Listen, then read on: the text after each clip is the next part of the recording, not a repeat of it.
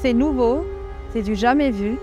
On sera en hauteur. On est au début de quelque chose à Madagascar qui va devenir de plus en plus utile et implanté dans le monde entier, c'est une certitude. C'est quelque chose qui paraissait improbable et qu'on a réussi à démontrer qu'on savait faire.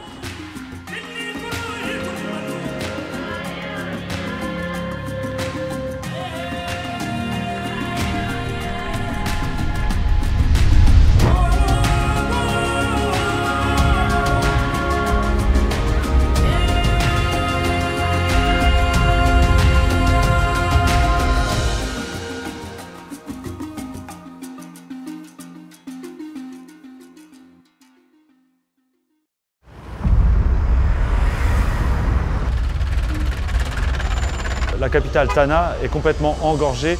Parce qu'aujourd'hui, si vous voulez, les routes qui ont été faites il y a 50 ans ou 60 ans ne sont plus du tout adaptées à la circulation, à la vie d'une grande capitale comme Antananarive. L'emprise foncière est tellement forte qu'élargir des routes, c'est pratiquement impossible, c'est devenu impossible. Et après beaucoup de réflexions, on a pensé à un système de transport par câble qui permet d'avoir une emprise foncière très faible au sol. Pour comparaison, en fait, actuellement, on peut mettre de Hanous à Ambatoué quasiment 3 heures quand il pleut. Avec le téléphérique, Hanous-Ambatoué, ce sera 30 minutes.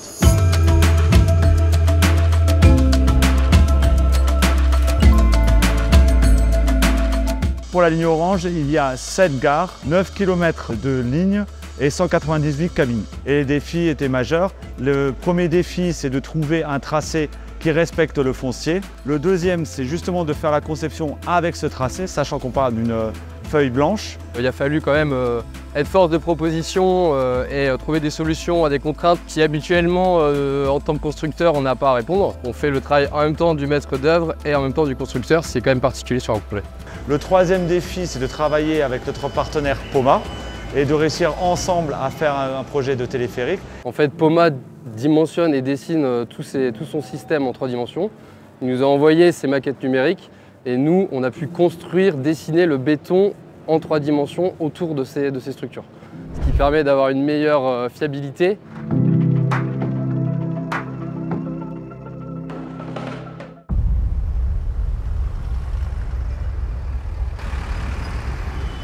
Alors là, c'est le montage du pylône numéro 32. Sur ce type de montage, c'est toujours difficile parce que c'est du travail en hauteur. C'est le premier transport par câble pour le groupe Colas en partenariat avec Poma. Au niveau génie civil, Colas est vraiment expert dans le domaine, ce qui nous permet de pouvoir enchaîner avec un montage mécanique, de la remontée mécanique dans les meilleures conditions. Et après, on a beaucoup appris sur le système de remontée mécanique, donc on est monté en compétence aux côtés de Poma. On a pris le meilleur domaine des 2 entreprises. Il y a une vraie synergie entre Poma et Colas. On a un point qui est spécifique à Colas Madagascar, c'est qu'on monte les têtes en un seul levage. On prépare la tête à 100% au sol, on fait ce levage en totalité et on pose ça en haut des fûts. Ça permet de couvrir tous les domaines de compétences de Colas Madagascar notamment.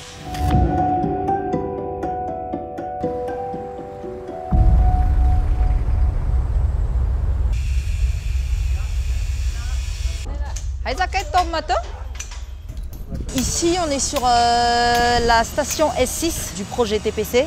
Donc là, on est en phase gros œuvre. En tout, il y aura 7 gares qui vont desservir la ville. Alors la difficulté particulière, c'est surtout la partie pied de gare. C'est la structure qui va prendre toute la remontée mécanique. C'est un chantier de précision, car on a déjà 0 marge d'erreur par rapport à l'altimétrie. C'est pour ça qu'on travaille étroitement avec les géomètres. Mon challenge ici, c'est surtout de faire respecter tout ça, surtout la sécurité. L'objectif, c'est 0 accident. Pour cela, donc, je dois faire des échanges de sécurité, vérifier donc, que toutes les procédures et les consignes sont bien appliquées sur site.